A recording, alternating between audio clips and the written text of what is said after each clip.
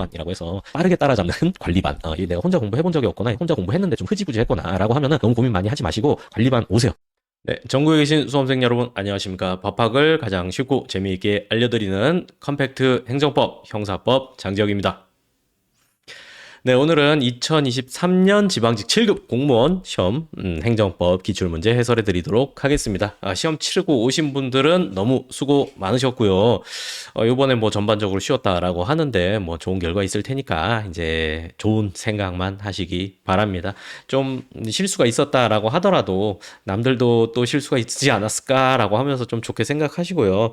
시험 잘 봤다라고 느껴지시는 분들은 빨리 조금만 쉬었다가 다음 스텝 준비하시고요.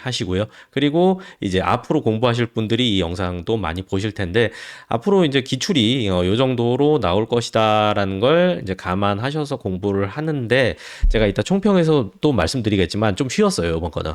그렇기 때문에 이제 내용 자체는 쉬웠는데 완전 풀기 어려운 영역이 몇 개밖에 없었다. 근데 거기는 제가 보기에는 그냥 우리 모두 다 같이 틀리는 영역이기 때문에 당락에는 크게 좌우되지 않을 겁니다. 자, 요 총평 조금 이따 말씀드리고요. 이제 요 영상에서 해설해드리는 요 23년 7급 시험 자료는 제 카페, 네이버 카페 장재혁 법학연구소 여기 오시면 보실 수 있습니다. 그래서 회원 가입하시고 글 하나만 간단히 남기시면은 이제 등업되니까 자동 등업되니까 그렇게 자료 받으시면 되겠고요. 그리고 이제 가입하신 다음에 여러분들 저랑 약속 하나 해주시는 거예요. 탈퇴하지 마세요. 탈퇴하지 마세요. 이거 그냥 있어. 그냥 있어. 시험 끝나고도 그냥 제발 있어 주세요. 그냥 있어줘. 이거 있다고 해가지고 여러분 인생에 막 허점이 되고 막 괴롭고 막 그런 건 아니잖아요. 그냥 가입 좀 해주세요. 그냥 유지해 주세요. 오늘 이 영상 제가 이거 무상으로 또 하지 않습니까? 그러니까 우리 서로 간에 이제 의리로 요거 카페 가입하는 거 하나랑 유튜브 구독 눌러주는 거 하나 요것만 해주세요. 알람 안 해도 돼. 알람 해서 여러분 공부하실 때는 알람 설정해 두시면은 여러분 공부에 도움되는 자료 제가 이제 무료로 이렇게 제공해 드리는 거 빨리빨리 보실 수 있으니까 그렇게 활용하시고요. 그리고 여러분 시험 붙었다라고 하면은 구독 취소하지 마. 취소하지 마. 2년 끊는 거 속상해요. 그러니까 그렇게라도 우리 조그만한 2년을 남겨 줍시다. 좋아요는 내가 기대도 안 하지만 좋아요 눌러주시면 좋아요. 자, 그리고요. 그래서 제가 유튜브에 여러분 공부에 도움되는 것들 꽤 있거든요. 그러니까 그거 뭐 썰 영상도 여러분 식사하면서 틀어놓으면 괜찮을 거고요. 이건 다 제가 다 어떻게든 공부랑 엮어 놨기 때문에 그거 보면서 좀 스트레스도 푸시고 그리고 법학 지식도 자연스럽게 얻어가시고 그 다음에 제 법학 입문 특강 요게 또 제 입으로 말하기 뭐하지만 명작입니다. 이게 그러니까 꼭 좀 보시기 바래요. 이거 돈 받고 해야 되는 거 제가 무상으로 다 풀고 있지 않습니까? 그냥 올해 아낌없이 주는 그냥 컨셉을 잡으려고 했는데 몰라. 물론 진짜로 아낌없이 주시는 그런 분들한테는 한참 못 미치겠지만 그래도 여러분 수험에 조금이라도 도움 되고자 저도 나름대로 하고 있으니까 꼭 그거 참고하셔가지고 여러분 법학 실력 올리는데 또 활용하시기 바랍니다. 그러니까 저의 한 10년을 여러분이 그냥 그 영상으로 쪽 빨아간다라고 생각하시면 되겠습니다. 10년 이상이죠. 뭐 제가 이제 뭐 법학 공부하고 연구하고 책 만들고 그러면서 여러분 수험에 필요한 것들을 쫙 정리해서 해놨기 때문에 그거는 유튜브에 있습니다. 카페에서도 찾으실 수 있고요. 자, 그러면 이제 요 지방직 7급 총평으로 들어오면요. 일단 난이도 자체는 한 중하 한 요 정도 됩니다. 그래서 20문제 중에서 진짜 야 요건 풀기 좀 어렵다 까다롭다라는 게 그 강론 영역에서 출제된 거 두 개 있거든요. 15번하고 18번인데 그 경찰조직법하고 그다음에 국가재정법 문제 나온 거 요거는 좀 풀기 좀 까다로웠을 겁니다. 그런데 이제 요거는 공부를 여기까지 공부를 하기가 참 쉽지 않은 영역이거든요. 요 행정법 총론은 그냥 그대로 공부하시면 돼요. 근데 강론은 범위가 불명확해요. 과연 어떤 법까지 공부를 해야 되는가가 불명확해요. 그러니까 이거를 내가 요것만 할 수도 없는 수험생의 입장에서는 행정법 강론의 모든 법령을 다 숙지하는 거는 그건 애초에 불가능해요. 왜냐하면 우리나라 법 중에서 90%, 92%가 행정법이에요. 법령은 1000개가 넘거든요. 그리고 뭐 세부적인 행정규칙까지 다 하면 뭐 난리 나요, 난리. 근데 이제 그거 어떻게 다 공부합니까? 못 봐, 못해. 할 수도 없고 할 필요도 없어요, 그렇게. 그런데 이제 가끔씩, 그리고 특히 지방직 7급에는 정말 이거 뭐야? 이거 뭐야? 싶은 법령도 나와요. 그냥 행정법 강론 타이틀 달면 어쨌든 출제는 다 할 수 있거든요. 좀 저도 이거 좀 너무 과하지 않나라고 생각은 드는데 누가 정리를 해주는 사람도 없고 가끔 이렇게 시험에 나오니까 참 그렇죠. 그래서 이 15번이나 18번 문제 같은 경우에는 거기 공부해서 맞춘 분들은 정말 대단한 분들인데 저는 그런 분들은 그렇게 많지는 않을 거라고 보고요. 여러분들이 이렇게 모르는 법령이 나와도 찬찬히 읽고 최대한 상식과 행정법 총론의 지식을 동원해서 맞출 수 있는 문제는 맞춰간다.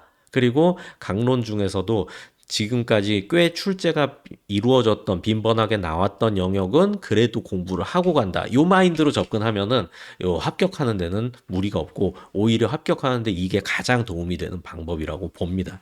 여러분이 그 수많은 행정법 강론에 알 수 없고 나올 수도 없는 법령을 스트레스 받아가면서 찾아갖고 보고 머릿속에 남지도 않는 거 그거 보는 시간에 차라리 다른 과목 문제를 한 문제 더 맞추는 게 수험적으로 훨씬 이득이거든요. 그래서 저도 행정법을 강의하기는 하지만 요 원칙은 계속 고수하면서 여러분께 말씀드리고 있습니다. 우리의 목표는 빨리 합격하는 거지 세상에 있는 행정법을 다 안다? 이게 목표가 아니잖아요. 그러니까 제가 이제 앞으로 강의에서도 요 뒤에서도 짚어드리겠지만 그 문제 틀렸다라고 하면 너무 자책하실 필요는 없고요. 그 문제는 당락에 크게 영향은 안 줄 겁니다. 그리고 이제 뭐 강론에서 뭐 사회보장 행정법 이제 이런 거는 뭐 영역에도 있고 제가 강의도 하고 하지만 그런 문제 같은 그 문제 같은 경우에는 총론 지식과 여러분의 조금의 상식과 센스만 있었으면 충분히 맞춰낼 수 있는 문제였습니다. 그러니까 그런 식으로 공부를 하는 게 정말 효율적이다라는 거 16번인데 제가 그쪽 가서도 또 자세하게 설명을 드리겠습니다. 어쨌든 자 정리하자면 총론이란다. 요 지방직 7급 행정법 같은 경우에는 개별 문제들, 그러니까 20문제 중에서 18문제의 난이도는 높지 않아요. 높지 않아 쉽게 맞출 수 있어요. 근데 두 문제는 정말 공부 준비하기도 어려운 영역에서 나온 불이타적 문제이기 때문에 요건 당락에 크게 좌우되지 영향을 주지 않을 거예요. 그러면 전체적으로 보면은 난이도는 한 중에서 중하 정도 되고 그리고 여러분이 한 2개에서 3개 정도 틀린 정도라면은 합격에 지장은 없을 거다라고 봅니다. 그 정도로 생각하시면 되겠어요. 한 3개 정도. 근데 4개, 5개 이러면은 이제 5개 이상 되면은 다른 과목이 좀 받쳐줘야 되지 않나라고 생각합니다. 그러니까 불이타 2개 외에는 충분히 맞춰줬어야 된다라는 정도의 난이도입니다. 자, 그리고 뭐 강론 좀 많이 나왔고, 그리고 최신 판례, 엄청 최신 판례가 그렇게 많이 나오진 않았고, 나름 한 5년 이내의 판례가 몇 개 나왔던 게 보이는데, 그거는 뭐 기본서에 반영이 돼 있거나 아니면은 기본서 반영, 뭐에서 뭐 보지 않았다라고 하더라도 충분히 행정법 지식으로 맞출 수 있는 수준의 내용이기 때문에 그건 너무 걱정 안 하셔도 되는데 그래도 법학에서는 이제 시험 보기 전에 최신 판례 나온 거 한번 보는 거 이거는 거의 뭐 정형화된 공식이기 때문에 그거는 버리면 안 된다라는 말씀도 드리고요. 그래서 총 정리를 하자면 역시 이번 시험도 여러분이 중요한 거, 지금까지 많이 나오고 앞으로도 많이 나올 거, 거기에 집중해서 최대한 이해 위주로 공부하는 게 이게 해결책이고 파회법이다 라는 거를 다시 한번 확인시켜주는 시험이었고요. 시험은 그렇게 나와야 돼요. 그게 올바른 거고요. 그리고 앞으로도 이 기조는 변하지 않을 겁니다. 그러니까 여러분들 어설프게 기출문제만 무한회독해서 어떻게 해결해야지 라는 거, 그거는 정말 쉬운 방법조차도 아니에요, 그게. 그리고 그렇게 해가지고 점수가 잘 나올 리도 없기 때문에 혹시나 그런 방향, 그렇게 뭐 잘못 얘기를 들었거나 그렇게 하면 되겠지라고 생각하시는 분들은 잠깐 멈추시고 공부 방법을 다시 한번 고민을 해보세요. 여러분이 기본 강의를 듣는다라는 게 절대 돌아가는 게 아니고요. 기본 강의가 그냥 기초가 아니라 이론이에요, 이론. 그러니까 이론을 알아야 실전 문제를 풀 수가 있는 거고 그 이론 안에 법조항도 있고 판례도 있고 뭐 기초랑 응용이랑 거기 다 있어요. 그러니까 그거를 반드시 그걸로 하시면 훨씬 더 많은 문제를 쉽게 풀어낼 수 있고 평생 기억에 남는 지식도 얻어가실 수 있습니다. 자, 제 카페 오셔가지고 이제 그 강의 요 자료 확인해 보시고요. 그리고 마지막 당부 한 번만 카페 가입, 유튜브 구독 부탁드립니다. 자, 그러면 우리 1번부터 시작해 보도록 하죠. 네, 1번입니다. 행정기본법상 법 원칙에 대한 설명으로 옳지 않은 것은 자, 의료법 등 관련 법령이 정신병원 개설은 허가제, 정신과 의원 개설에 관해서는 신고제로 규정하고 있는 것. 병원은 이제 좀 규모가 큰 거, 병상이 어느 정도 되는 거고, 이제 의원은 이제 의사 한 명에다가 그냥 동네 병원 속칭 말하는 그 조그만 병원 있잖아요. 거기가 이제 의원입니다. 그러니까 이제 급이 다르고 규모가 다르니까 거기에 대해서 이게 국가가 관리하고 개입하고 이제 이런 것도 당연히 달라질 수밖에 없겠죠. 아무래도 이제 규모가 큰 병원이라면은 조금 더 갖춰야 될 것도 많고, 그래서 국가가 규제하고 검토해야 될 것도 많다. 이제 이런 식으로 이제 여러분이 가지고 있는 상식하고 요 내용하고 최대한 연관지어 놓으면 연관지어서 납득을 하는 거예요. 외우려고 하는 게 아니라 정신병원 허가제, 정신과 의원 신고제 이게 아니라 이 병원, 의원 이제 이런 단어를 보면서 생각을 할 수 있어야 돼요. 그리고 이렇게 하면은 일단 문제도 수월하게 풀 수 있고 그리고 여러분 살아가면서 이제 이렇게 판단하는 그런 이제 능력, 판단력, 상식 이런 것도 늘어나기 때문에 일석이조, 일석삼조의 효과를 얻을 수 있는 겁니다. 이런 게 이해하고 푼다라는 거예요. 병원 허가, 의원 신고, 평등원칙 반하지 않는다 이렇게 외우는 게 아니라 이거 맞지 이제 이렇게 납득을 하는 거. 자, 그리고 이제 2번 재량준칙이 공표된 것만으로 행정의 자기구속 원칙이 적용될 수 없고 재량준칙 되풀이 시행되어 그 관행이 성립돼야 자기구속 원칙이 발동되고 적용될 수 있다라는 거. 그다음에 3번 그러니까 이 문제는 행정기본법을 물어보는 게 아니라 그냥 판례 물어보는 겁니다. 그 행정법의 일반 원칙 물어보는 겁니다. 상대방에게 귀책 사유가 있어 신뢰보호 가치가 인정되지 않는다면 여기서 이제 신뢰보호 원칙이죠. 신뢰보호 원칙 적용되지 않는데 이때 귀책 사유 유무는 상대방 기준으로 판단하여야 상대방으로부터 신청을 위임받는 수임인 등의 귀책 사유 고려하지 않는다 하면 틀렸죠. 이건 뭐 대표적인 판례로 그 건축주는 몰라서 잘못 없다 하더라도 건축사 그 위임받은 건축사가 설계를 잘못해갖고 법을 위반했다라고 하면 어쨌든 니네 잘못이니까 니네 신뢰 보호 안 돼 이런 판례가 있었죠.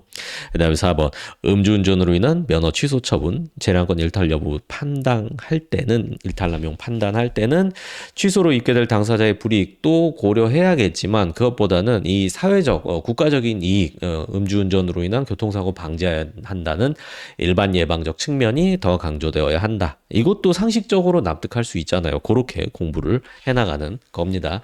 일반 예방이라고 하면 이건 뭐 형사법적 용어인데 형사정책적 용어인데 이제 그 범죄를 예방할 때 일반 예방은 말 그대로 일반인이 이 범죄를 저지르지 않도록 일반인한테 겁을 준다라는 거고 특별 예방은 이제 고 위반한 범죄자가 요거를 다시 하지 않도록 뭐 겁도 주고 뭐 교육도 하고 뭐 이렇게 한다 이제라는 그런 걸로 생각하시면 됩니다. 그러니까 이제 음주운전자를 강하게 처벌함으로써 일반인들이 야 저거 잘못 걸렸다가는 아주 X 되겠는데 이제 이렇게 생각하도록 만드는 것도 중요하다라는 얘기고 자연스레 2번으로 넘어갑니다. 행정규칙 옳지 않은 것은 여객자동차 운수사업법의 위임에 따라서 시외버스 운송사업 계획 변경 기준 등에 관한 여객자동차 운수사업법 시행규칙 의 관련 규정, 대외적 구속력이 있는 법규 명령이라고 할 것이다. 동그라미죠.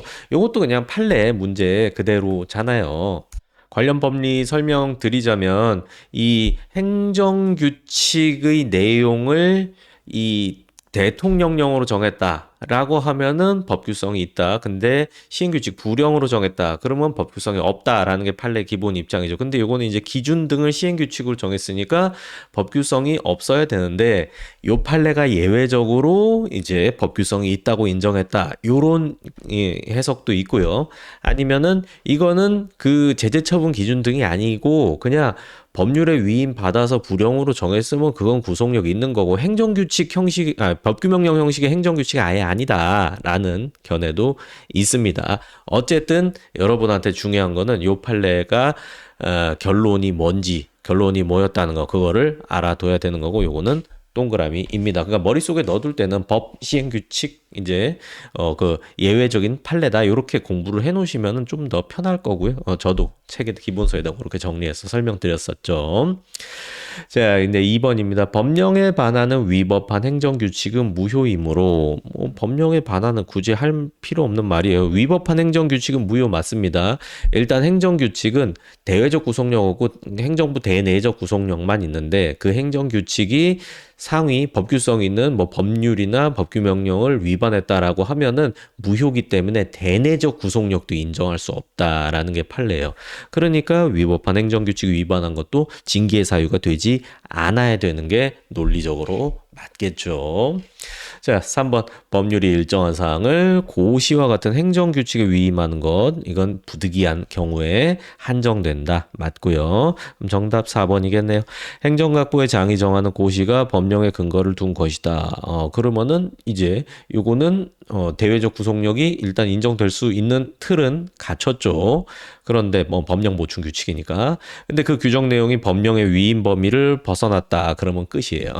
그러면은 대외적 구속력이 인정되지 않는다입니다. 자, 3번입니다. 요것도 공부 어느 정도 해놨다면 뭐 크게 어렵지 않게 답 찍을 수 있었을 겁니다.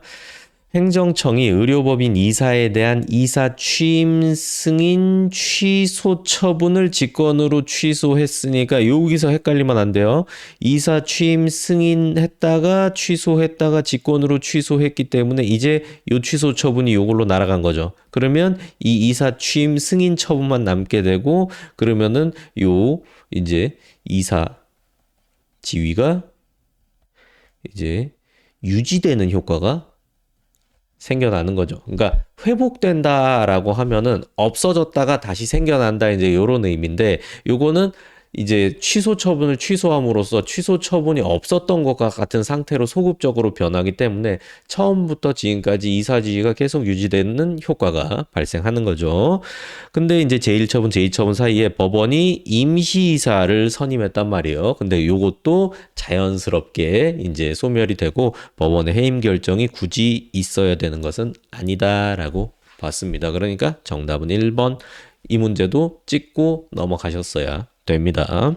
우리는 해설이니까 보죠. 행정기관 처분청은 비록 처분 당시 별다른 하자 없었고 처분 후에 철회할 별도의 법적 근거가 없다 하더라도 원래 처분 존속시킬 필요가 없게 된 사정 변경이 생겼거나 중대한 공익상 필요가 발생한 경우에는 효력을 상실케 하는 별개 행정행위로 이를 철회할 수 있다. 뭐 전혀 문제 없죠.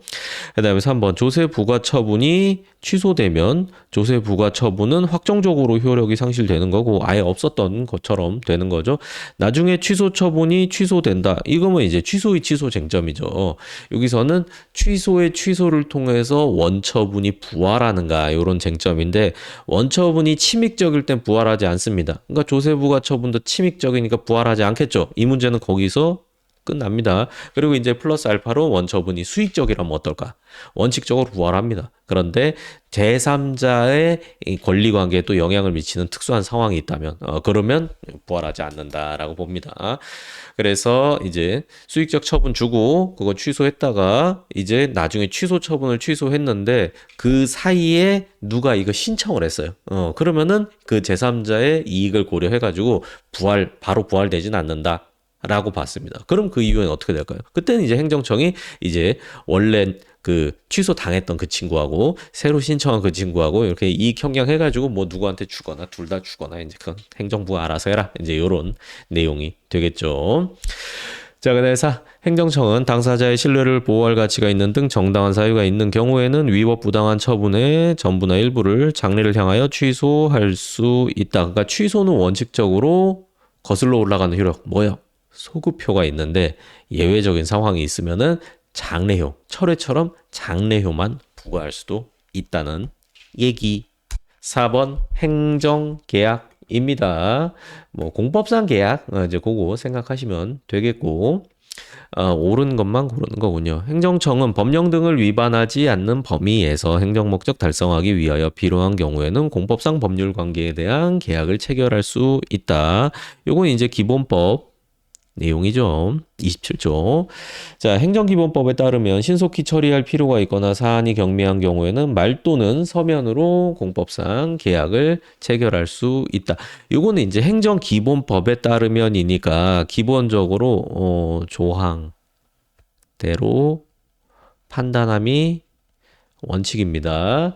그래서 여기서는 이제 신속히 처리할 필요가 있는 경우, 그리고 사안이 경미한 경우에는 말이나 뭐 전화나 이제 문서 아닌 방법으로 처분할 수 있다. 그러니까 서면으로가 아니라 여기서 이제 문서 정확한 멘트는 문서 아닌 방법인데 만약에 여기서 그러면 서면 아닌 방법으로 하면 어떻게 판단해야 돼요? 이제 이런 것 때문에 제가 이 조항대로 판단이 원칙이다라고 얘기했는데 서면이 문서잖아. 그러니까 이럴 때는 서면 아닌 방법 이렇게 해도 맞다라고 보는 게 타당하죠. 만약에 이제 이거 글자 틀렸잖아라고 하면은 이거는 소송감입니다. 만약에 뭐 정답을 그런 식으로 했다라고 하면은 어쨌든 여기서 완전 반대로 명확하게 틀리게 해놨습니다. 자, 요렇게 이제 골라내는 거 같은 경우에는 뭐 기억 니은 디귿 요거면은 보통 두 개 가지고는 해결은 안 돼요. 안 돼요. 문제를 이상하게 만들지 않는 이상 두 개 갖고는 해결은 안 되지만 그래도 한번 보기는 해야 돼요.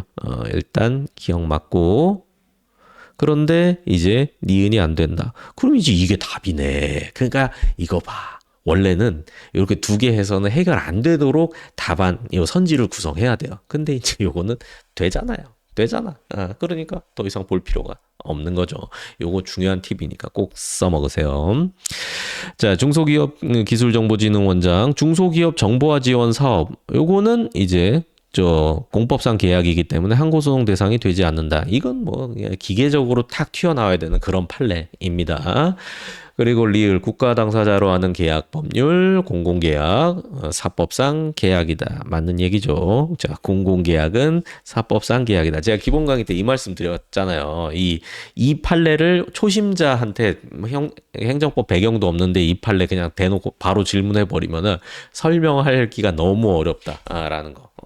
물론 진도 나가면서 이렇게 판례가 대법원이 어떤 입장을 취하고 있는가를 어느 정도 배운 다음에 이걸 보면은 대법원이 그 공법상 계약 범위를 그렇게 넓게 인정하지 않아서 이름은 공공계약이지만 이게 실제로는 사법상 계약과 성질이 똑같다라고 보는구나라는 거를 이해하겠지만 처음에 보면은 완전히 공공계약은 공법상 계약 아니에요? 뭐 이렇게 하면은 아니야. 그거, 왜냐면, 잠깐 앉아봐. 해가지고, 납득시키려면, 제가 원하는 만큼 납득시키려면, 1시간 이상 걸릴 것 같아요.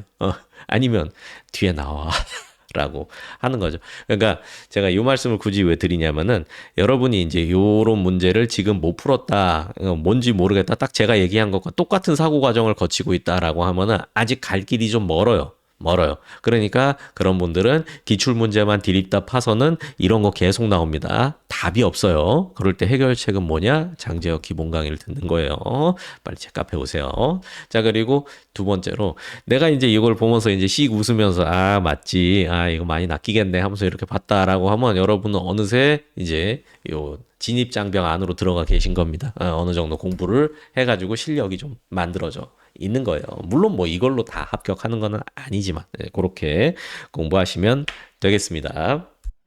자, 5번도 어렵지 않았습니다. 개인 택시 운송사업 양도 양수 그리고 인가 있은 후에 양도 양수 후 이전에 양도인에 대한 면허 취소 사유를 들어 양수인 면허 취소한 것 적법합니다. 그러니까 하자 그대로 유지되기 때문에 양도 양수 이후에도 이제 예전의 사유를 가지고 제재 처분을 내릴 수 있다라는 거. 이것도 그냥 넘어가셨겠네요. 공부 좀 하신 분들은.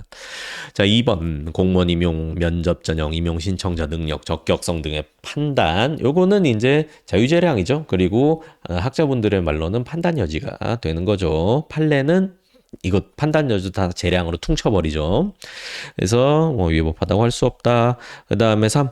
가축 분뇨 처리 방법 변경 허가 이 재량 행위에 해당한다. 재량인가 기속인가 기본적으로 판례를 좀 많이 봐가지고 익숙해져 노는 게 이게 수험생의 기본 미덕이에요. 그런데 만약에 잘 모르겠다. 시험장에 갔는데 모르는 게 나온다라고 하면은 요 기준으로 써보세요. 공익과 접점이 높을수록 공익 관련성이 높을수록 재량행위로 보는 거예요. 재량행위로 보는 게 그게 맞아요. 왜냐하면 공익 접점성이 높을수록 공무원이 한번 심사해보고 해줄지 말지 결정을 해야 될 거 아닙니까? 요건만 갖췄다가 다 해준다? 그건 기속행위인데 이제 그거는 좀 공익 관련성이 적을 때 혹은 개인의 자유를 좀 더 보호해야 될 때 그럴 때 하는 거죠. 분뇨, 가축 분뇨. 와 이거 지 맘대로 막 한다 그러면 얼마나 골치가 아프겠습니까? 가끔 이제 고속도로 타고 가다가 막 창문 답답해 가면서 창문 열면 이렇게 들어오잖아요. 이제 이게 얼마나 공익 관련성이 높습니까? 자, 그 다음에 그런 이미지를 떠올려 놓으시면 공부가 잘 될 겁니다. 자, 4번 처분의 근거 법령이 행정청의 처분의 요건, 효과 판단에 관해 일정한 재량을 부여하였는데 행정청이 자신에게 재량권이 없다고 인하여 전혀 비교 형량하지 않은 채 처분을 하였다. 그럼 재량권 불행사가 되죠. 그러면 불행사도 일탈 남용에 해당합니다. 그래서 재량권 일탈 남용에서 해흠 5가 있었죠. 재량권 혜택. 그리고 재량권 흠결 그리고 오형량이 있는데 재량권을 아예 행사하지 않은 것도 역시 일탈남용에 해당합니다. 자, 행정 절차입니다. 공무원연금법 퇴직연금 환수 결정 뭐 불이익한 처분이기는 하지만 당사자가 무슨 얘기를 하든지 퇴직연금 환수액은 법에 딱 정해져 있는 대로 뜯어가기 때문에 다시 되돌려 받아야 되기 때문에 당사자 의견 진술을 들을 필요가 없다는 게 기본 입장이에요. 기본이란다. 그 입장이에요. 그래가지고 절차법에 어긋나지 않는다가 맞죠. 당사자가 무슨 주장을 하든 환수액이 변하진 않아요. 그러니까 이 당사자 의견 진술 기회 주지 않아도 적법하다. 그 다음에 2번. 이것도 제가 많이 강조한 판례 바로 정답으로 나왔네요. 행정청이 처분하면서 당사자에게 그 불복할 수 있는지 여부, 뭐 청구 절차 등등을 고지하지 않았다. 이거 행정청의 고지 의무 이렇게 표현하죠. 고지 의무 위반도 위법하지 않다. 정답 바로 나오죠. 자, 3번 행정청이 미리 공표한 처분의 처리 기간 전화 처분을 하였더라도 이거 절차상 하자, 독립된 절차상 하자로 보진 않습니다. 훈시 규정으로 해석하는 거죠. 그 다음에 4번 행정청이 당사자 협약을 체결하면서 관계법령 행정절차법에 규정된 청문 의견 청취 절차 배제하는 조항을 뒀다. 이 의견 청취 절차 이건 강행 규정이기 때문에 당사자 의사로 배제를 할 수가 없고요. 만약에 안 했다라고 하면은 절차적 하자가 인정된다라는 거. 자, 7번입니다. 이제 정보공개법 문제인데 1번 판례가 조금 움찔하게 만들었을 겁니다. 요 판례는 이제 정보공개 관련한 뭐 직접적인 이제 공개 청구에 대해서 비공개 결정에 대한 취소 소송 이게 아니라 이 내용을 공개하라고 규정한 조례가 적법한가를 묻는 그런 판례였기 때문에 요 내용은 이제 좀 안에 숨겨져 있는 쟁점이라고 해야 되나? 그러니까 이 공개 여부가 직접적으로 다퉈진 판례는 아니거든요. 그래갖고 요 관련해서 출제는 안 됐었는데 요런 것도 찾아서 출제하다니 난이도를 조금 높이기 위해서 이제 이렇게 한 건데 요 문제는 그래도 뭐 1번이 좀 까다로웠지만 4번이 너무 명확하게 정답이었기 때문에 정답은 다들 제대로 찍으셨어야 되지 않나 싶습니다. 자, 도시공원위원회 회의 관련 자료 회의록 시장 등 결정에 대외적 공표 행위가 있은 후 대외적 공표를 해버렸어. 대외적 공표했어. 그러면 이제 의사결정 과정이나 내부 검토 과정에 있는 사항이라고 할 수 없고 맞습니다. 이제 다 공개했잖아. 그리고 요 공개하더라도 업무의 공정한 수행에 지장을 초래할 염려가 없다라고 봤어요. 그래서 공개 대상이 된다. 이게 맞습니다. 대부분의 판례는 이제 요런 회의록 공개 안 한다라고 하면서 이제 요 회의가 끝난 후에 회의가 끝난 후에는 이제 그 의사결정 과정에 있는 사항에 준하는 사항이라서 공개 안 된다. 그런 판례잖아요, 다들. 그런데 여기서는 아예 회의록에 대해서 이게 회의 끝난 후 이게 아니라 아예 대외적 공포 행위가 있은 후니까 이 내용에 대해서 벌써 다 공개가 됐단 말이잖아요. 그러니까 여러분이 그 기존에 많이 나왔던 그런 공부했던 그 판례랑은 좀 다른 포인트가 있습니다. 애매했으면 이제 뭔 얘기인지 모르겠다 싶으면 세모 쳤어야 되고, 여러분이 회의록만 보고서 공개 안 되지라고 생각했으면 공부를 조금 더 신중하게 하셨어야 됩니다. 자, 공부 방향을 좀 바꾸셔야겠죠. 2번 전자적 형태로 보유 관리하는 정보의 경우에 그 정보가 청구인이 구하는 대로 되어 있지 않더라도 이제 그 자료를 검색해서 청구인이 구하는 대로 편집할 수 있고 크게 어렵지 않으면 해줘라라는 얘기죠. 그리고 3번 정보공개법에서 공개 대상 예외로 규정하고 있는 다른 법률 또는 법률에서 위임한 명령 이제에 따라 비밀 비공개 사항으로 규정된 정보 법령 비정보 조항이죠. 1호의 해석에 있어서 법률에서 위임한 명령은 정보공개에 관하여 법률의 구체적 위임 아래 제정된 법규 명령을 의미한다. 그러니까 상위 법률에서 이 정보공개 관련해서는 뭐 대통령령으로 정한다. 이런 식으로 직접 정보공개 관련해서 위임을 하는 조항이 상위 법에 있어야 된다. 이제 이런 뜻으로 해석을 할 수 있고, 이건 판례 입장으로 맞습니다. 그 다음에 4번, 이제 요 정보 공개 결정, 비공개 결정에 대해서 불복할 때, 요때는 이제 의심소가 있죠? 이신청,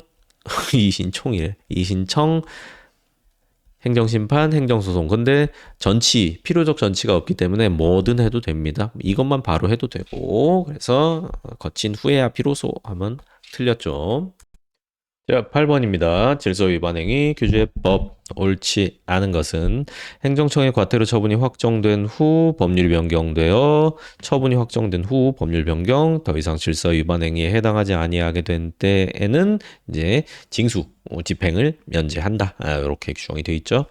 심신장애로 인하여 행위 옳고 그름 판단할 능력이 없거나 판단에 따른 행위를 할 능력이 없는 자의 질서위반 행위는 과태료를 부과하지 아니한다. 이제 형법 총칙상의 심신상실 규정이 이제 동일하게 질서위반 행위 규제법에도 있다라는 거.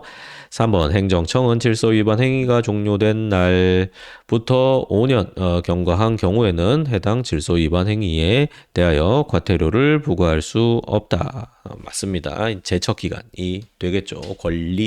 권한 행사 기간.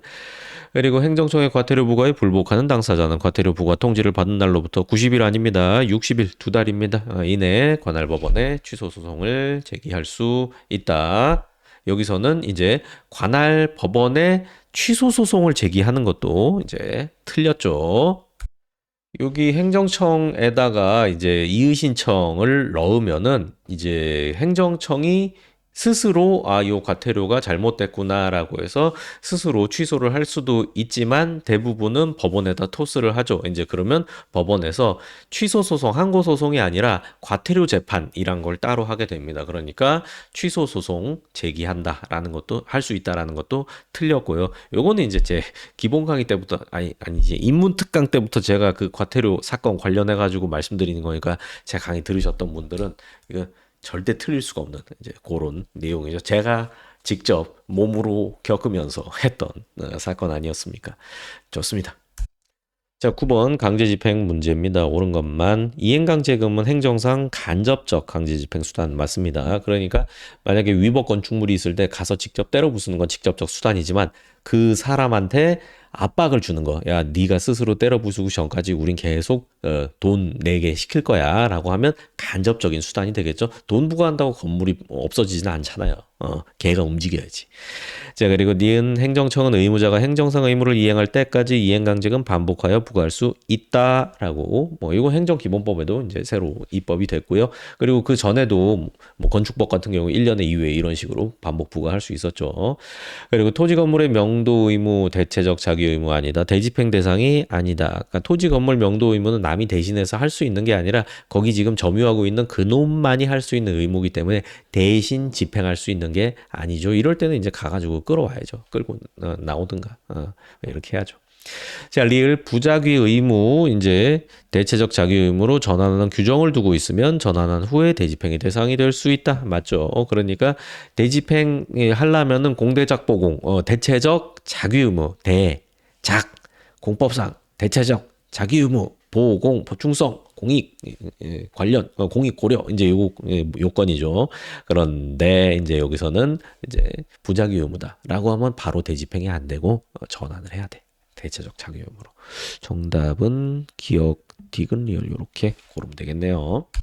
자, 10번 이제 성결 문제입니다. 역시 이것도 별로 어렵지는 않았죠. 제 강의 들으신 분들이라면은 성결 문제 많이들 어려워하시고 제가 요즘에 그 합격생들 인터뷰하고 있는데 그분 최근에 인터뷰하신 분이 이제 요거 얘기하더라고요. 처음에 선결 문제 강의 듣고 나서 이제 나가가지고 옥상 나가가지고 담배를 뻑뻑 피우면서 내가 좀 바본가 이제 이런 생각하면서 고민을 많이 했었다라는 얘기를 웃으면서 하더라고요. 그러면서 이제 그분은 제 강의 이제 내가 어떻게든 이해한다라고 하면서 강의를 일단 한번 쭉 들은 다음에 나중에 이제 다음에 들을 때는 계속 정지 눌러가면서 들었대요. 포즈 눌러가면서 이제 요만큼 얘기하면 받아 적고 필기 보고 그다음에 또 요만큼 얘기하면 또 그거 보고 또 보고 이거를 몇 번 했더니 이제 자연스럽게 좀 알겠다라는 게 됐다고 하더라고요. 여러분도 공부 그렇게 하시고요. 자, 1번 계고 처분이 위법하다. 대집행이 완료돼 버렸다. 그러면은 이제 그 처분의 취소를 구할 소의 이익은 없다. 협의의 소익은 인정 안 해주죠. 저거 취소한다고 이제 부서진 건물이 다시 복원되는 건 아니니까. 근데 미리 그 행정처분의 취소 판결이 있어야만 처분이 위법임을 이유로 한 손해배상 청구할 수 있는 것은 아니다. 맞죠? 그러니까 저 취소 소송 안 하고 바로 손배소송 하는 것도 가능하다라는 거. 자, 민사소송에서 2번 어느 처분의 당연무효 여부가 선결 문제로 된다. 그러면은 이제 행정소송 등의 절차에 의하여 취소를 하거나 무효 확인을 받을 필요는 없죠. 민소법원에서도 이 처분이 유효다 무효다라는 건 판단을 할 수가 있어요. 그래서 무효다라고 하면 무효임을 전제로 자신의 민사 판결을 하면 되니까. 근데 문제는 취소 사유 위법하지만 당연 무효는 아닌 경우, 중대명백하진 않은 경우 이제 그거가 문제죠. 그때는 공정력 때문에 일단 유효함을 전제로 할 수밖에 없고 요 민사법원은 이 공정력을 깨부술 수 있는 권한이 없어요. 그렇기 때문에 처분이 유효함을 전제로 민사 판결을 하게 되니까 형사 판결도 동일하고요. 그렇게 하게 되니까 아무래도 불리한 판결이 나올 수밖에 없게 되겠죠. 그래서 만약에 취소 사유 있을 때는 이제 행정법원 들러서 취소시키고 와야 되는 거고, 그리고 당연무효다라고 하면은 바로 민사 형사법원에서 해결할 수 있는 거고요. 그러니까 요거는 받아야 틀렸네요. 정답 나왔네. 3번 과세처분의 하자가 단지 취소할 수 있는 정도에 불과하다. 과세관청이 스스로 취소, 직권 취소하거나 항고쟁송, 소송, 심판 절차에 의하여 취소되지 않는 한 법률상 원인이 있는 거니까 부당이득이 아니죠. 법률상 원인 있는 이니까. 4번 소방시설 등의 설치 유지 관리에 대한 명령이 행정처분으로서 하자가 있어 무효다. 그러면 이 명령이 없는 거죠. 그러니까 명령 위반을 한 이유로 한 행정형벌도 부과할 수 없는 게 논리적 귀결이 되겠죠. 자, 11번은 이제 토지보상법 문제입니다. 이거는 이제 7급이니까 뭐 강론상의 토지보상법 내용이 나올 수도 있지만 요거는 우리 총론 지식만으로도 다 해결할 수 있는 문제죠. 자, 1번 사업 시행자 토지 소유자 관계인 토지 수용이 재결에 불복할 때 재결서를 받은 날로부터 90일 이내에 이 신청 거쳤으면 이제 60일 이내에 요거 암기해야 되겠죠. 각각 소송을 제기할 수 있고 그리고 집행 부정지 원칙은 뭐 당연한 거고요. 2번 동일한 소유자에게 속하는 일단의 토지 일부가 협의에 의하여 매수 수용됨으로 인하여 잔여지 나왔죠. 종래 목적에 사용하는 것이 현저히 곤란하다. 그러면 해당 토지 소유자 먼저 사업 시행자에게 잔여지 매수 청구 그리고 요게 안 된다. 그러면은 토지수용위원회에다가 수용 청구 요거를 할 수 있는 거죠. 그래서 여기 순서대로 이렇게 할 수 있다. 그리고 사업 완료일 전에 해야 된다라는 거 맞고요. 3번 토지보상법 보상금 증감 청구 소송 보상금의 증액 감액 청구에 관한 소송이다. 잔여지 수용 청구 거절한 재결에 대하여 불복하는 소송은 보상금 증가에 관한 소송에 해당된다는 게 판례 입장이죠. 판례는 이제 기본적으로 엔간하면 돈 문제니까 니네끼리 싸워라 라는 입장을 기본적으로 가지고 있어요.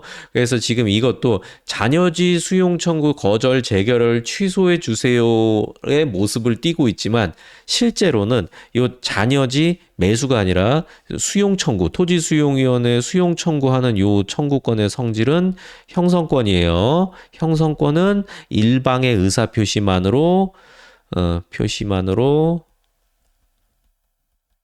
법적 효과가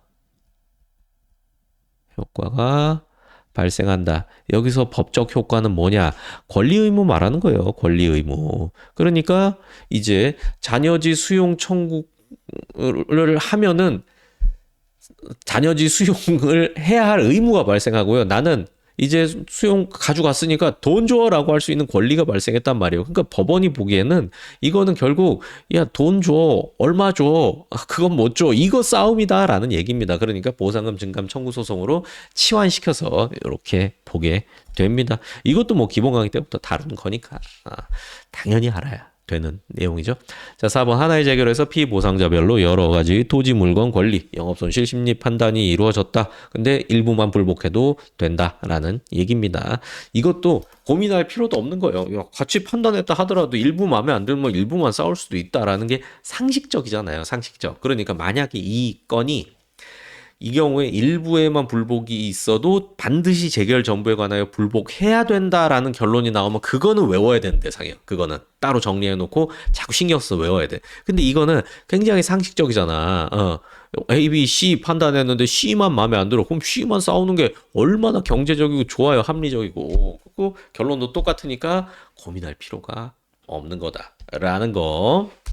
12번입니다. 행정청의 권한 위임에 관한 설명으로 옳지 않은 것은 총론 내용도 있고 근데 요거는 강론까지 알아야 풀 수 있는 문제로 출제됐죠. 그래서 뭐 지방직 7급이면은 행정법 강론을 버리는 건 말도 안 되는 겁니다. 무조건 해야 돼요. 엄청 많이 나오기 때문에 이번에도 많이 출제됐죠. 자, 내부임의 경우 수임행정청이 그의 명의로 처분을 했다. 내부임이면 수임행정청이 자기 명의로 처분하면 안 되죠. 그러니까 일단 이 처분은 무효다. 근데 이 처분을 다툴 때 피고를 누굴 찍어야 되는가? 실제로 처분을 한 수임행정청, 처분 명의자를 찍어야 되는 거는 맞습니다. 자, 그리고 2번 권한의 내부임. 이건 뭐 전결 관련해서 판례가 나와 있는 거죠. 전결과 같은 행정권한 내부임. 요건 법률의 근거 없어도 가능합니다. 그러니까 행정규칙으로만 만들어서 해도 된다라는 거. 그다음에 3번. 요거는 이제 강론 공부할 때 제가 언제든 나올 수 있는 문제다라고 하면서 강조드렸던 거예요. 교육감, 학교법인 교육감이 학교법인의 임원 취임 승인을 취소하는 권한. 요거는 기관위임 사무가 아니에요. 기관 위임 사무가 아니다. 그래서 행정권한 위임 위탁 규정을 적용하면 안 되고 다른 지방교육자치 법률 거기에 따라야 돼. 근데 그 지방교육법에서는 조례로 위임하도록 하고 있어요. 근데 지금 이 상황에서는 뭐 어떻게 했냐면은 조례가 아니라 규칙으로 위임을 해버렸단 말이에요. 그러니까 요거는 무효다. 법률 위반이니까 무효다. 라는 겁니다. 동그라미 쳐야지. 그래서 이것도 맞는 내용입니다. 그러니까 여기 강론 판례 중에 어떤 건 조례에 근거해서 위임해야 되고 어떤 건 규칙에 근거해서 위임해야 되고 이제 그런 판례가 있으니까 그거는 뭐 정리하는 영역입니다. 그다음에 4번 이건 이제 행정권한 위임 위탁 규정 법조항 문제입니다. 수임 사무 처리에 관하여 위임 기관은 수임 기관에 대하여 사전 승인을 받거나 협의를 할 것을 요구할 수 없다입니다. 위임했으면은 일단 또 그 권한을 이제 보호를 해줘야 되니까 이런 조항이 있는 겁니다. 자, 13번입니다. 행정심판이고요. 심판 청구에 대한 재결이 있으면 그 재결 같은 처분 부작위에 대하여 다시 행정심판을 청구할 수 없다. 재결을 다투고자 하면 소송으로 넘어가야 되는 거고요. 그 다음에 그 같은 처분 또는 부작위를 다투기 위해서도 소송으로 넘어가야 되고 다시 행정심판을 청구할 수는 없죠. 그 다음에 니은 행정심판위원회 처분 부작위가 위법 부당하다고 상당히 의심되는 경우 당사자가 받을 우려가 있는 중대한 불이익, 급박할 위험을 막기 위하여 임시지위를 정해야 할 필요가 있는 경우 집행정지로 목적을 달성할 수 있더라도 여기가 틀렸죠. 집행정지 일단 멈춰 이게 우선이고 멈춰로 해결이 안 되는 상황이라면 이래라 저래라 하는 임시처분까지 갈 수 있는 겁니다. 그러니까 보충성이 있는 거죠. 이거는 틀렸다. 이 정도 보고 역시 또 걸러내야죠. 옳은 것만이니까 일단 니은을 다 날려야 돼요. 자, 니은 이렇게 날린다. 그럼 이제 기억 디귿. 디귿은 굳이 볼 필요가 없는 거죠. 그래서 디귿 이제 보면은 물론 실제 문제 풀 때는 여러분 리을만 보고 딱 판단을 하셔야 됩니다. 자, 행심이 피청구인의 의무이행 재결 처분 명령 재결의 취지에 따른 처분을 하지 아니하는 경우 신청에 의하여 결정으로 상당한 기간을 정하고 그 기간 내에 피청구인이 이행하지 않으면 일정한 배상을 하도록 명하거나 즉시 배상을 할 것을 명할 수 있다. 그 재결의 기속력 위반 상황을 해결하기 위해서 간접 강제 조항을 두고 있는데 그 내용이죠. 그다음에 리을 여기 골치가 아프죠. 요게 그 여러분이 안 보는 그 행정심판법 저 뒤에 전자정보 처리 조직 이용한 송달 등 이제 그 조항입니다. 피청구인 또는 행정심판위원회는 전자정보 처리 조직을 통하여 행정심판 청구하거나 심판 참가한 자가 동의한 경우에 전자정보 처리 조직 그와 연계된 정보통신망 이용하여 재결서나 각종 서류를 청구인 또는 참가인에게 송달할 수 있다. 동그라미거든요. 그래서 이제 여기도 정답은 3번이었습니다. 이걸 보고 조금 유추하는 것도 꽤 힌트가 되죠? 이건 두 개밖에 없네? 오잉? 이제, 요런 것들. 근데 방금 제가 했던 거는 최우수단으로 쓰는 거예요. 최우수단으로. 모를 때. 어쨌든, 여러분은 공부할 때 일단 알고 푸는 게 제일 중요하죠. 자, 14번입니다. 지자법상 주민감사 청구 그리고 주민소송 옳지 않은 것은입니다.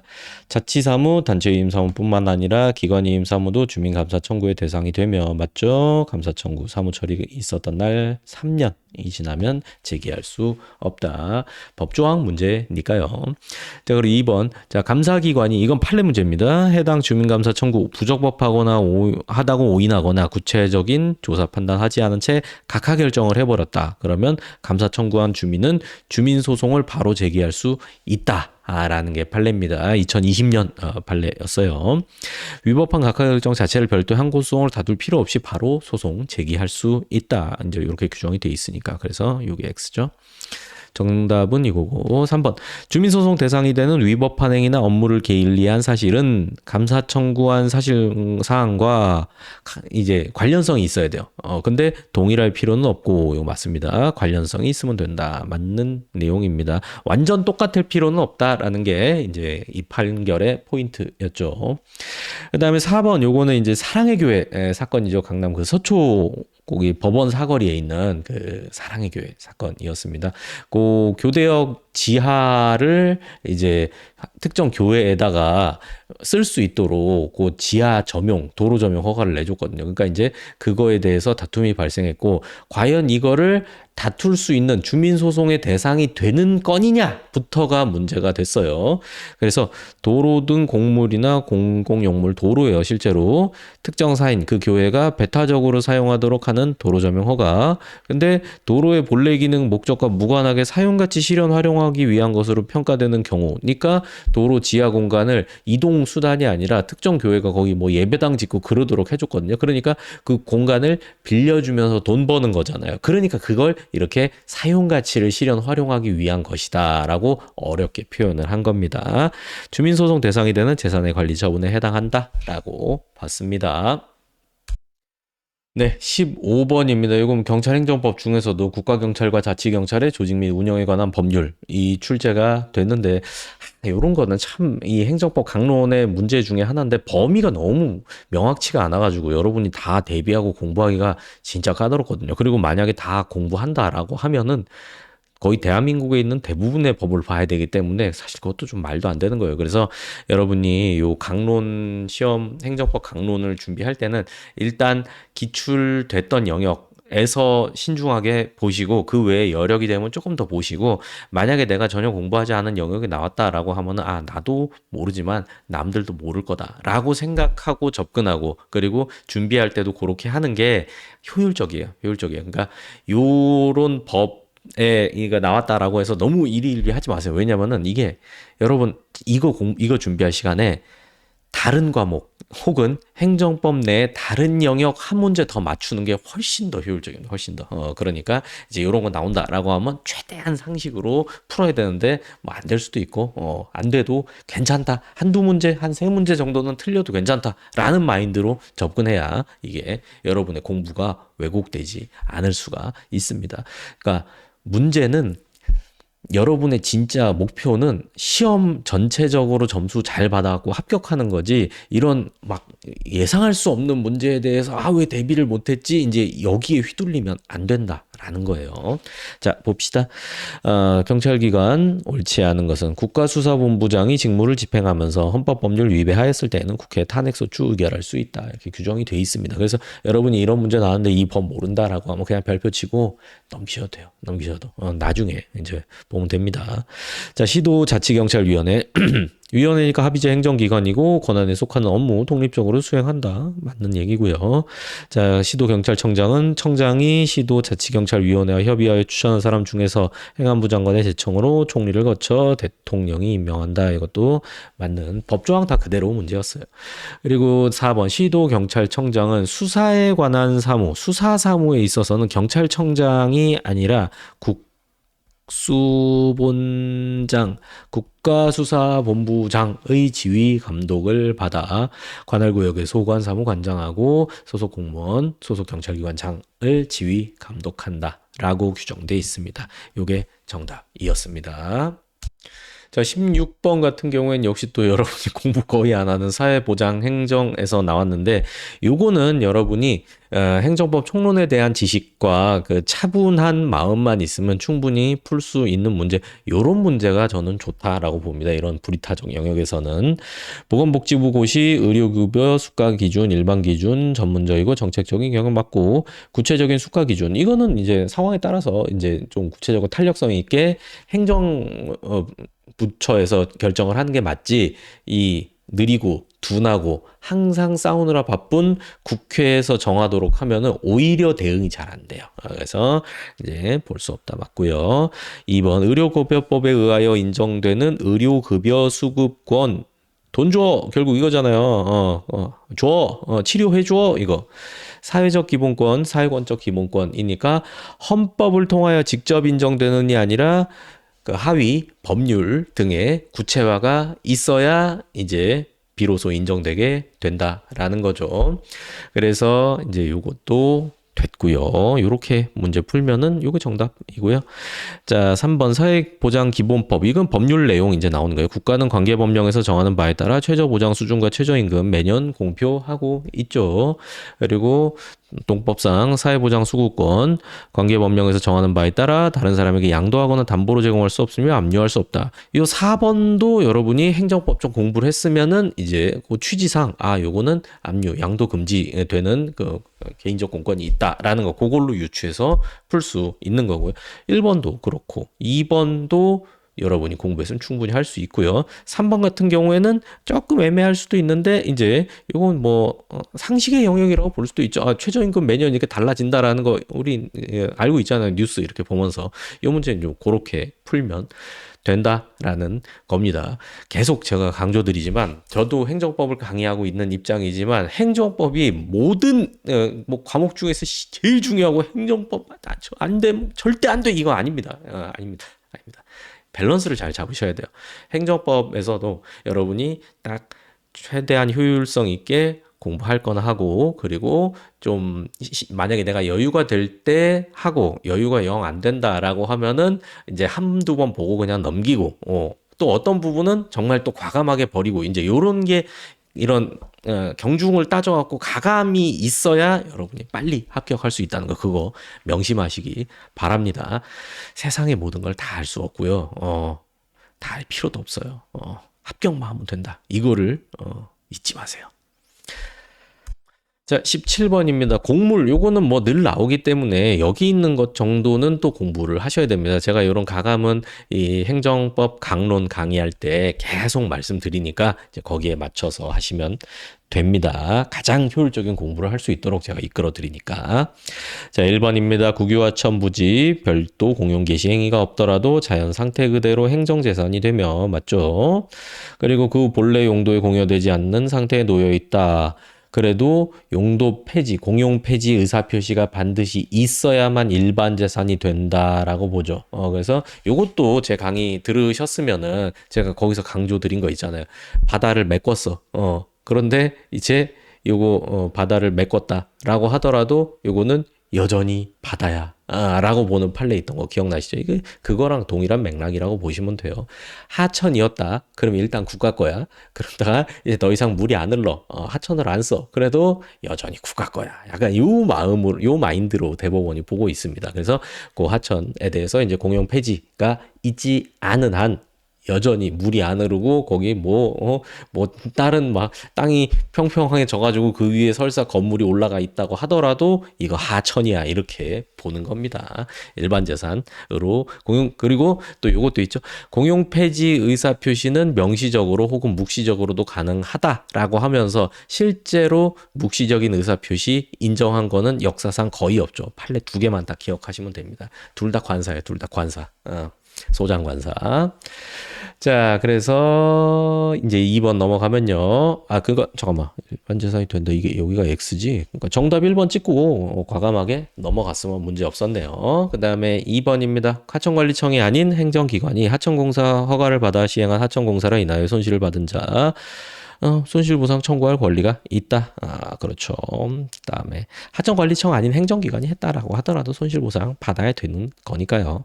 그리고 3번 공물의 공용폐지에 관하여 국가의 묵시적 의사표시 인정은 하죠. 근데 되게 좁게 인정한다.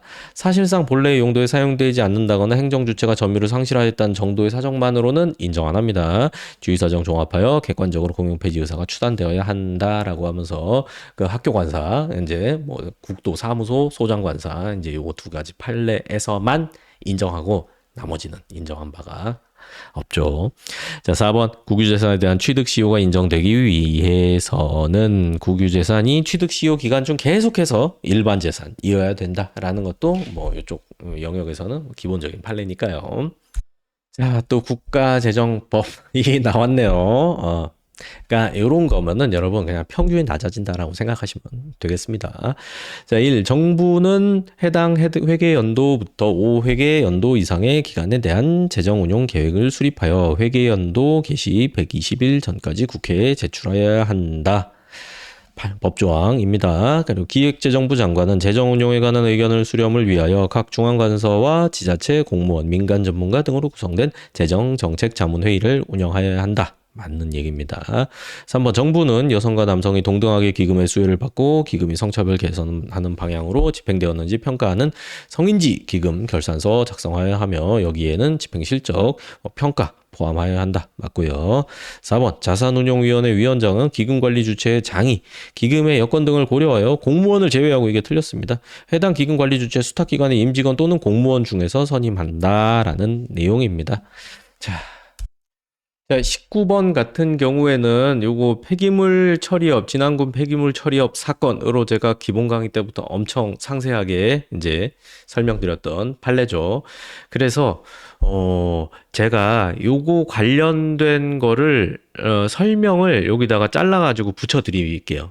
그래서 여러분이 그 설명 보면서 내가 행정법을 제대로 이해하고 공부를 했는가, 이제 그거를 여러분이 스스로 점검을 해보세요. 그리고 내가 이런 거 제가 말씀드리는 거를 몰랐거나 아니면은 뭔가 그거 보고서 깨달을 수 있거든요. 행정법에 대한 내용을 이제 그렇게 깨달으셨다라고 하면은 또 다른 깨달음을 얻기 위해서 제 네이버 카페 장재혁 법학연구소 오셔가지고 거기 강의를 듣고 여러분이 빨리 합격하시길 바라겠습니다. 그러면 제가 이어서 여기다가 붙여드릴게요. 자, 폐기물 처리업 사건을 제가 이거 묶어놨는데 이거 전부 다 잘 아셔야 됩니다. 제일 핵심적인 건 요 진안군 폐기물업 사건인데 이제 요거 베이스로 해서 요것도 중요하고 요것도 중요하고 역시 요것도 시험에 나옵니다.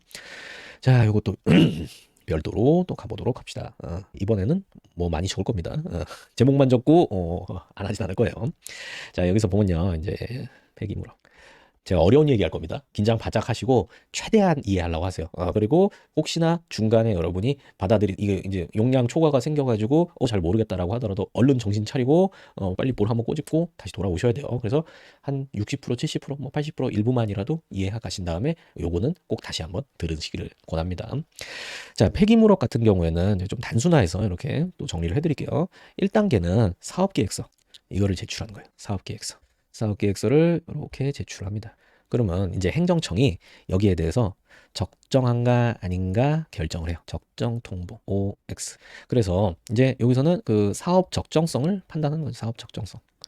예를 들어 이 노량진 동작구에 지금 폐기물 처리 업자가 부족해. 근데 뭐 누가 폐기물 한다라고 하면서 우리 하루에 뭐 200톤 소화할 수 있다라고 하면은 야 필요하다 들어와 하는데 뭐 예를 들어서 뭐 부산 해운대구예요. 그런데 폐기물업 신청을 했는데 지금 폐기물 업자들 막 차고 넘쳐하고 막 쓰레기 가지고 서로 싸우고 난리 났어 업자들끼리. 그러면은 해운대구청 입장에서는 야 안 돼 들어오지 마 머리 아파 이제 이렇게 할 수 있죠. 아니면은 뭐 그런 거 있죠. 지금 이제 500톤이 부족한데 500톤 용량이 필요한데 누구는 100톤밖에 못 한다 그러고 누구는 한 번에 500톤 처리한다 그러고 그럼 네가 더 적정하다 뭐 이런 식으로 하는 거죠.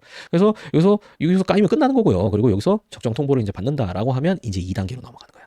2단계는 이제 시설 등의 요건을 충족한 후에 허가 신청을 해요. 그러면은 이제 본 허가 폐기물 처리 허가를 내줄 수도 있고 안 내줄 수도 있죠. 근데 보세요. 요 허가 내주면 뭐 아름답고 문제 없죠. 근데 허가가 거부됐을 때입니다. 뭐 예를 들어서 이제 자 시설 요건 미비 사유.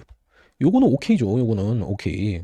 근데 만약에 여기서 행정청이 여기서 야 사업 적정성이 결여됐다 이렇게 주장하면 이건 안 된다는 거예요. 왜냐하면은 사업 적정성은 여기서 끝냈어야 돼. 만약에 이게 결여됐다면 여기서 이거를 했어야지. 이거 해준 이상 이 2단계에서는 요거는 걸고 넘어지면 안 된다라는 거.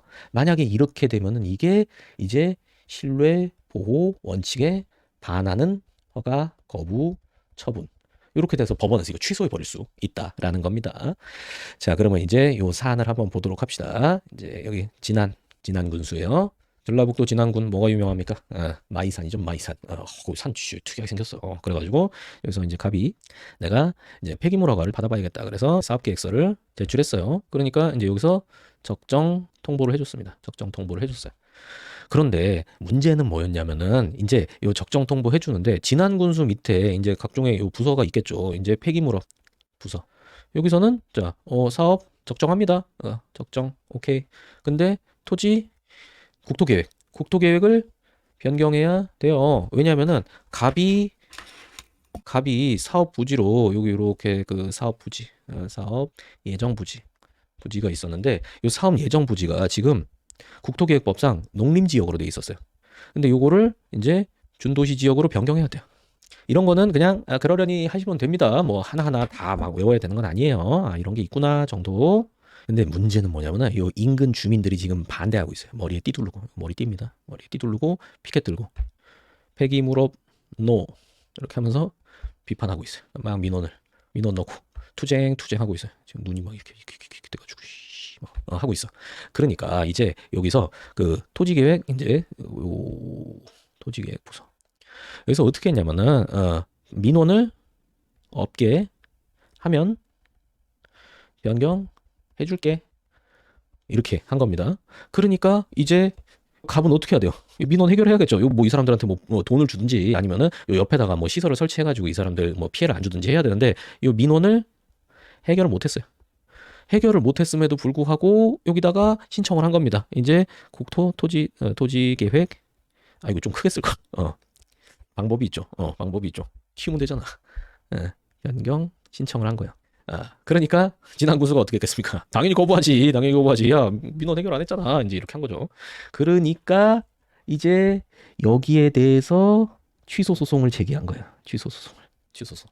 그러면 이제 이 공이 어디로 옵니까? 법원으로 오죠. 제가 이 뒷단까지 다 말씀드릴게요. 이게 실제로 어떻게 되는 건가. 그러면은 이제 2라운드 이제 법원으로 옵니다. 여기 이제 행정법원 있고요. 갑이 취소 소송을 제기했죠. 거부처분 취소 소송. 그리고 이쪽에는 진안군수 행정청이 옵니다. 그러면은 1단계에서는 이제 소송 요건을 검토한 단계예요. 소송 요건도 우리 나중에 다 배울 건데 여기서 제일 문제되는 거는 뭐냐면 자, 거부 행위의 처분성입니다. 그러니까 행정청이 어떠한 거부 행위를 했는데 그것이 과연 처분성 행정소송의 대상이 되느냐 이런 문제입니다. 근데 자 여기서 거부행위의 처분성 관련해가지고 자 이거 먼저 제가 정리해드리고 이제 시작할게요. 자 국민의 신청에 대한 청의 거부행위가 행소 대상인 처분으로 인정되려면 국민에게 신청에 대한 조리상 신청권이 있어야. 엄청 중요한 얘기예요, 이거. 엄청 중요한 얘기. 자, 어떤 거냐면요. 이제 다른 사례로 좀 이해를 시켜드려 볼게요. 예를 들어서 제가 이제 청와대 갑니다. 청와대 가요. 지금 그래서 이제 저기 윤 대통령 지금 저쪽으로 갔잖아요. 용산으로 갔잖아요. 국방부 쫓아내고 이제 거기 있잖아요. 그 합참 쫓아내고. 그러니까 제가 정부에다가 신청합니다. 야, 니네 청와대 안 쓰는데 야 이거 좋다. 나 돈 많으니까 이거 나한테 팔아라. 나한테 팔아. 그러면서 신청서를 싹 넣어요. 그러면 거기서 어떻게 하겠어요? 이 새끼 뭐지? 이제 이렇게 할 거 아니에요. 근데 거부를 할 거 아닙니까? 그쪽에서 안 돼 임마 하면서 이제 거부할 거 아니에요. 그러면은 제가 그 거부 행위에 대해서 취소해 달라고 법원에 소장을 넣어요. 그럼 이제 법원에서 이제 그걸 봐요. 그러면 뭐 판사님 입장은 어떻겠어요? 판사님도 똑같지. 이 새끼 뭐지? 이제 바로 이렇게 되는 거예요. 그러니까 이런 신청은 택도 없는 신청이다 이거예요. 택도 없는 신청이니까 거기에 대해서 거부해도 법원에서 심사할 필요조차 없다. 이거를 이렇게 쓰는 거예요. 이렇게 격조 높게 쓰는 겁니다. 그런데 만약에 제가 다른 신청을 해봅시다.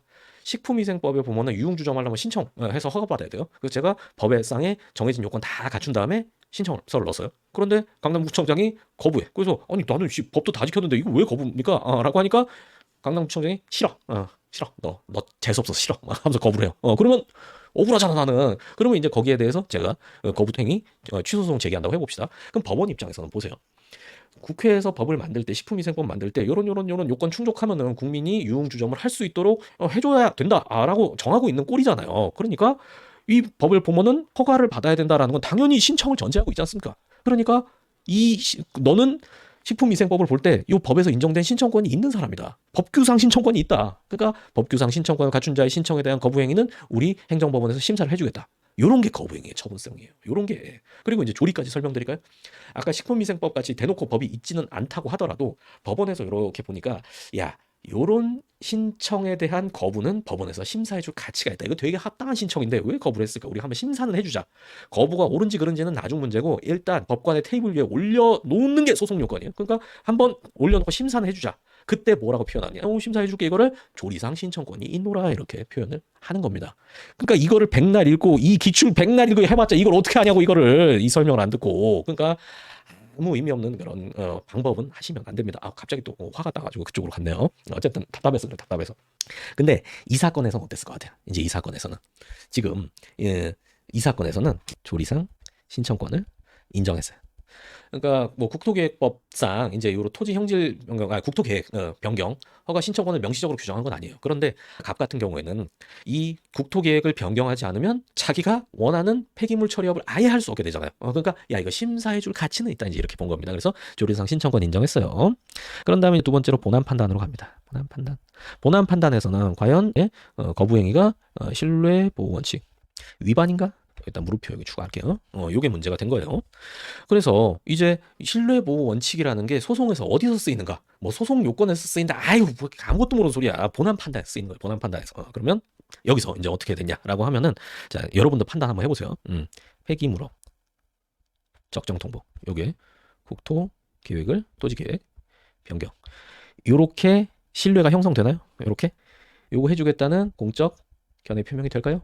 요게 아니라고 본 거예요. 아니다. 그러니까 다시 한번 위로 가볼게요. 자, 폐기물 처리업 적정 통보를 해줬다는 거는 요 2단계에서 이거 안 하겠다라는 데는 신뢰가 형성이 되는 거죠. 그래서 여기 나오잖아요. 여기 만약에 2단계에서 이거 이유로 거부 처분 취소소송 제기했으면 본안 판단 가서 인용받았을 거라고요. 그런데 지금 여기서는 국토계획 변경 이건 별 문제잖아요. 그리고 제가 이제 배경까지 설명드렸는데 민원도 해결 못하고 그랬잖아요. 그러니까 다른 이유가 있는 거죠. 그러니까 근데 법원에서 이제 여기까지만 딱 판단을 한 거죠. 폐기물로 적정 통보 해줬다고 해서 국토계획 변경을 해주겠다는 공적인 견해 표명은 아니다. 그러니까 신뢰보호 원칙 위반이 아니고 이 거부 처분은 위법하지 아니한다. 그래서 결국 재판 결과는 기각 판결. 여기까지. 이게 행정법 전부 이게 전체 흐름을 제가 말씀을 드린 거예요. 만만치 않기도 한데 또 이게 전체 보니까 또 이런 좀 사이트가 좀 보이시죠?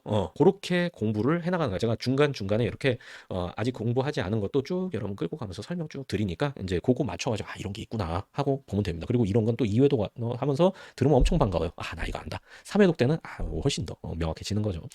자, 돌아가 봅시다. 그래서 이제 여기 핵심만 봅시다. 진안군 폐기물 처리업에 대해서 적정 통보한 것만으로는 사업부지에 대한 국토이용계획 변경시가 승인해주겠다는 공적인 명령 한 것으로 볼 수 없다. 맞죠? 그리고 여기 또 사업계획 적정 통보. 그 다음에 토지 형질 변경 허가 신청을 허가한 취재 공적 견해 표명이 있는 것으로 볼 수 없다. 이렇게 한 거예요. 근데 이제 5번 이거 이제 스스로 읽어보세요. 같이 봅시다. 자, 여기도 적정 통보 받았어요. 막대한 비용을 벌여서 허가 요건 갖춰서 허가 신청을 했어요. 근데 청소업자의 난립으로 야 지장이 있다. 이게 몇 단계에서 검토해야 될 사항이에요. 1단계에서 검토하고 끝냈어야 될 사항이라고. 그러니까 이렇게 하면 안 된다. 그게 재량권 남용은 처분이다. 왜 재량권 남용이겠어요? 근거법에서 시장은 뭐 요건 갖추면 폐기물 처리업 허가 어떻게 규정돼 있겠어? 법에 하여한다 할 수 있다. 하여한다가 아니라 할 수 있다죠. 할 수 있다. 아시겠죠? 굉장히 중요한 거였습니다. 굉장히 중요한 거. 굉장히 중요한 거 하니까 힘이 쪽 빠져서 좀 쉬고 싶네요. 하지만 나가야죠. 물 좀 먹고 무슨 포션 같은 거 하나 먹어야겠는데 먹을 게 없네요. 이번엔 제가 아주 진짜 여러분들 최대한 설명 많이 드려가지고 어떻게든 점수를 좀 끌어올려 보도록 하겠습니다. 아이고 힘들어라. 그러니까 여러분 많이 좀 도와주세요. 아시겠죠? 후기도 좀 많이 써주시고 좀 옆에 헤매고 있는 친구들을 좀 잡아와가지고 이제 우리 같이 공부하자 이렇게 좀 해주세요. 자, 그런 다음에 이제 자, 설명 잘 들으셨죠? 이제 바로 문제를 풀어보도록 하겠습니다. 갑은 폐기물 처리업 경영하기 위하여 폐기물 처리업 사업계획서 제출하여 사업계획 적합통보, 적정통보 받았고 폐기물 처리시설 설치가 허용되지 않는 용도지역을 변경하기 위하여 국토계획법에 따라서 이제 국토계획 변경 신청하였으나 거부하였다라는 거. 진안군 사건이랑 똑같죠.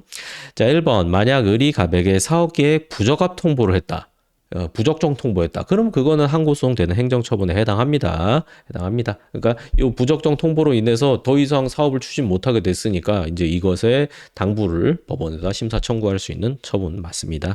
그리고 2번 폐기물 처리업 사업계획에 대한 적정 통보 그리고 국토 이용 계획 변경 이거는 서로 다른 거죠. 고려할 사항들이 다르다. 그리고 자 사업계획 적정 통보한 것은 사업부지에 대한 국토이용계획 변경 신청을 승인하여 주겠다는 공적 견해 표명은 아니다라는 거죠. 그러니까 이 문제 자체는 엄청 쉬워요 이게. 그리고 4번 국토이용계획 변경 신청 승인을 받은 것으로 신뢰하였더라도 의뢰 거부 처분 신뢰보호 원칙에 위배된다고 할 수 없다. 뭐 말은 길지만 의뢰 처분 문제 없다라는 얘기죠. 다시 한번 강조드리지만 여러분이 제대로 이해하고 이제 문제를 풀 수 있게 되어야 합격이 빨리 다가오게 됩니다. 자, 20번입니다. 요거는 뭐 문제 하나 출제해야 되는데 뭐 내지? 그러다가 그냥 야 20번 없네. 그냥 아무거나 내자. 이제 약간 이런 느낌입니다. 그래서 야 여기저기 있는 거 모아서 문제 숫자를 맞췄네요. 20번.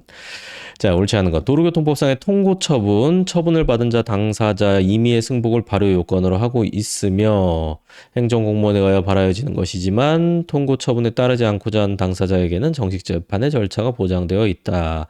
그래서 통고 처분은 행정소송의 대상이 되는 처분이 아니다라는 걸로 끝나는 거죠. 이 얘기가. 이 통고 처분을 받았다. 너 돈으로 때울래? 아니면 재판받을래? 그 기회를 주는 거기 때문에 반드시 돈 낼 의무를 부과하는 게 아니라 기회를 준다. 돈으로 때울 수 있는 기회를 준다라는 거기 때문에 이거는 이제 권리 의무 변동이 아니라서 처분이 아닙니다. 자, 2번 행정처분의 집행정지를 구하는 신청 사건에서 집행정지이니까 처분 자체의 적법 여부는 판단 대상이 아닙니다. 그러니까 처분 자체 적법 여부를 심사하기 전에 일단 이 처분의 뭐 집행이나 효력이나 절차 속행을 정지하려는 이제 그런 제도이기 때문에 근데 집행정지 사건만 봐도 본안 기각이 100%야. 라고 하면은 그러면 집행정지도 해주면 안 된다라는 게 대법원의 입장입니다. 척보면 압니다.